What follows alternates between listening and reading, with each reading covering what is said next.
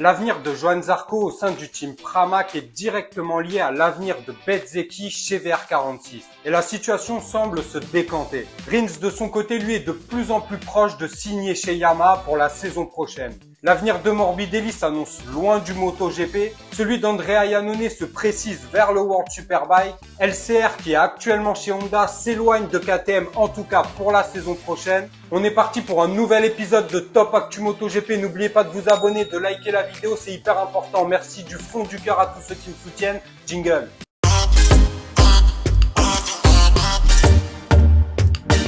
Bon alors on le sait depuis un moment, l'avenir de Johann Zarco est directement lié à l'avenir de Bezzecchi. Depuis de nombreux mois maintenant, Ducati cherche à attirer Marco Bezzecchi dans le team Pramac. Ce qui ne ferait absolument pas les affaires de Johann Zarco qui du coup se retrouverait sans guidon pour la saison prochaine. Alors il avait des touches, son manager s'est rapproché de quelques constructeurs. Celui qui semblait le plus enclin à accueillir Johann en cas de départ de Pramac était LCR Honda, qui de son côté va perdre Rins, mais on va en reparler. Bezzecchi, lui, avec déjà plusieurs victoires cette saison, est forcément un pilote qui compte pour l'avenir de Ducati et Ducati ne veut pas le perdre. Sauf que pour Bezzecchi, aller chez Pramac, c'est pas vraiment une promotion, même si quand même le team Pramac dispose du même matériel que le team d'usine, avec des motos actuelles et non pas de l'année passée. Donc quand même, ce serait une petite promotion pour Marco Bezzecchi, mais lui n'envisage pas ça, c'est soit le team d'usine, soit il reste chez VR46. Mais Uccio, le meilleur ami de Valentino Rossi et patron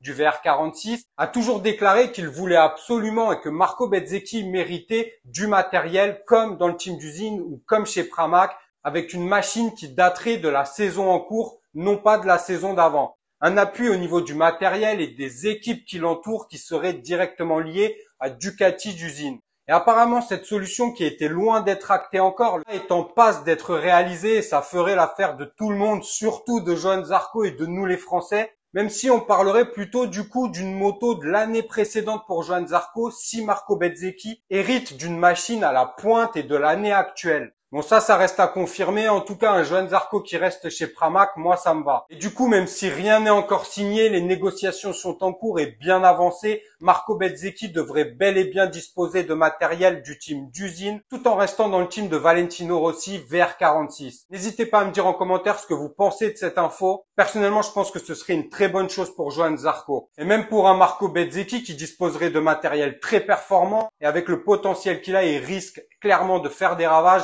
En plus de ça, Ducati pourrait du coup le garder au sein de sa structure. Parce que clairement, de l'autre côté, chez Yamaha, on faisait les yeux doux à Marco Bezzecchi. Ils le savent, il voulait avoir un team d'usine et Yamaha était prêt à lui offrir devenir le coéquipier de Fabio Quartararo. Sauf que Yamaha, la situation, tout le monde la connaît actuellement. Il n'essaie même plus de nager, il coule tout comme Honda et difficile d'attirer un Marco Bezzecchi. Et du coup, chez Yamaha, on parle beaucoup d'Alex Rins qui est actuellement chez LCR. LCR, on va en reparler car il y a eu de nombreuses rumeurs les envoyant comme team satellite chez KTM l'an prochain. Mais ça, on reviendra dessus après. Alex Rins était clairement la seconde option en cas d'échec dans le dossier Bezzecchi pour Yamaha. Lucio Cecchinello, le team manager de LCR, a confirmé qu'Yamaha avait pris position pour Alex Rins, l'avait contacté. Et de son côté, Alex Rins ne cache pas, lui, depuis de nombreux mois qu'il souhaite rejoindre un team d'usine, qu'il a été très peiné du manque d'attention de Honda envers lui. Pourtant, seul pilote victorieux cette saison. On se souvient tous de sa victoire à Austin aux États-Unis. D'ailleurs, tout le monde se demande comment il a fait pour remporter un Grand Prix avec une machine qui est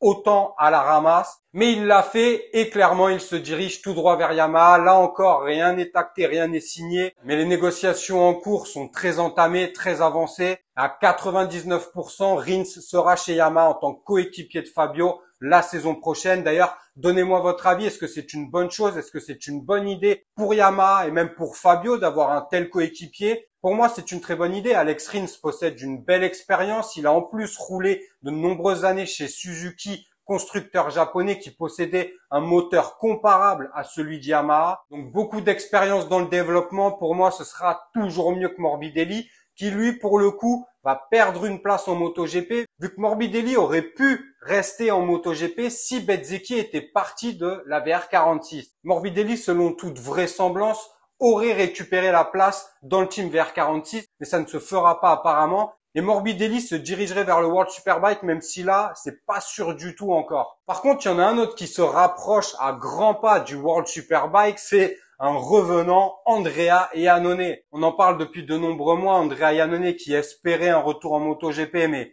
à son âge, il a 34 ans, il me semble, avec plusieurs années d'interruption, comme ça a été le cas pour lui. On ne peut pas imaginer revoir un pilote, même s'il avait énormément de talent, revenir en MotoGP. Et surtout, c'était quand même un personnage qui, certes, talentueux, mais aussi très dispersé. Andrea Iannone, c'est une sorte de star, de people en Italie. Il participe à de nombreuses émissions. Et c'est un pilote qui a fait de bons résultats, mais qui n'a jamais eu la tête pleinement et totalement dans le MotoGP ou dans la course moto. Même si clairement c'est dans son cœur et qu'il aime ça, il a aussi d'autres passions qui font que parfois ça lui fait perdre un peu son attention ou son énergie. Et même le fait de débarquer en World Superbike semblait un peu utopique après autant d'années sans compétition moto. À son âge, même revenir en World Superbike, ça semblait quand même limite. Et pourtant, il se rapproche clairement du World Superbike où il roulerait avec une Ducati. Les managers, les boss de Ducati ont confirmé les négociations avec Andrea Iannone. Même si pour qu'elles se réalisent, Andrea Iannone va devoir mettre de l'argent de sa poche,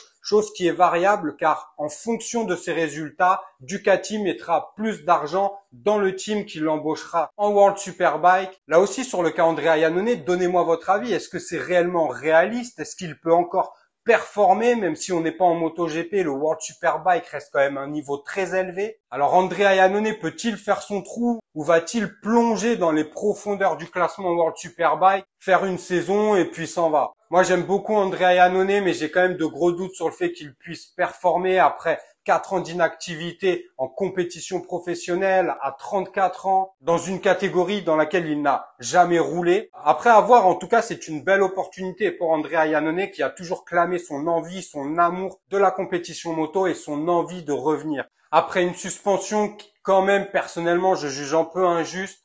4 ans de suspension, c'est clairement tuer la carrière d'un pilote, qu'il soit coupable ou non. On avait parlé du team LCR Honda. Lucio Cecchinello, le team manager de LCR, a confirmé qu'il irait au bout de son contrat avec Honda. Ça fait déjà de nombreuses années qu'il est en partenariat avec Honda, mais ces derniers temps, tout marche à l'envers. Et Lucio Cecchinello avait quand même émis le fait, à un moment donné dans le parcours de LCR, qu'il puisse changer de constructeur. On le sait, KTM cherche des places pour Pedro Acosta. On parle aussi de Marc Marquez, même si le boss de KTM réfute toute possibilité de voir le pilote 8 fois champion du monde rejoindre la structure autrichienne. Il dit également qu'il veut miser sur des jeunes pilotes à fort potentiel. Après, j'ai beaucoup entendu ça, mais Paul Espargaro n'est pas un jeune pilote, Brad Binder non plus, Jack Miller non plus.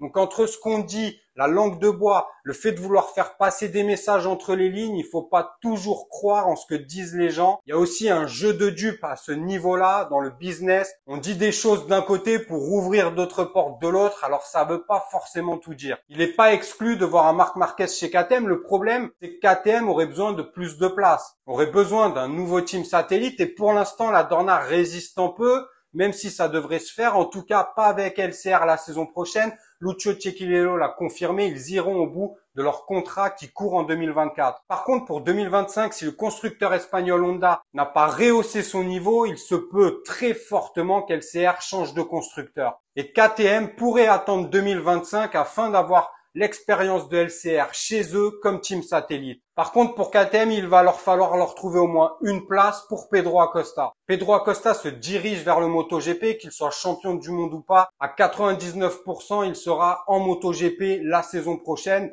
Mais pour ça, KTM doit lui trouver une place. Alors, ils ont l'air très confiants. Pour l'instant, ils ne disent pas comment ils vont se débrouiller. Pourtant, ils ont dit que Paul Espargaro resterait l'an prochain, Fernandez aussi, et les deux pilotes de KTM d'usine, pareil. À moins de rajouter une moto, je vois pas comment Pedro Acosta pourrait venir en MotoGP chez KTM, mais en même temps, est-ce que la Dorna va longtemps refuser une nouvelle moto ou un nouveau team à KTM quand on sait qu'ils ont autorisé 8 machines chez Ducati? Ça me semblerait quand même loufoque. Donc voilà, après, dernier biscuit dans ce Top Actu MotoGP, vous avez déjà dû l'entendre, Cal Crutchlow sera de retour au Grand Prix de Motegi au Japon en tant que wildcard pour Yamaha. Alors ça m'étonnerait qu'il nous fasse le comeback de Dani Pedrosa qui a fait un retour stratosphérique en Grand Prix, qui nous a régalé. Ce petit pilote par la taille mais grand par le talent. Bon, Cal Crutchlow, ce sera pas la même musique, mais ce sera toujours intéressant de le voir sur piste, même si je pense pas que ça apportera grand chose à Yamaha et au développement de la moto. Ah oui, et avant de terminer cet épisode de Top Actu MotoGP, je voulais tirer un grand big up à Valentino Rossi qui a acquis la première victoire de sa carrière en GT World Challenge. Il avait fait un podium il y a quelques mois au Grand Prix de France d'ailleurs. Mais là, Valentino Rossi a remporté la course. Chez lui, en plus, à domicile, à Misano, les fans étaient comme des fous. Donc, grand big up à Valentino Rossi qui continue brillamment sa carrière. Voilà, c'est tout pour cet épisode de Top Actu MotoGP. On se retrouvera dès lundi. N'oubliez pas de vous abonner, de liker la vidéo. Merci du fond du cœur à tous ceux qui me soutiennent. Prenez soin de vous, de vos proches. C'est le plus important. Passez un très bon week-end. À lundi. Ciao.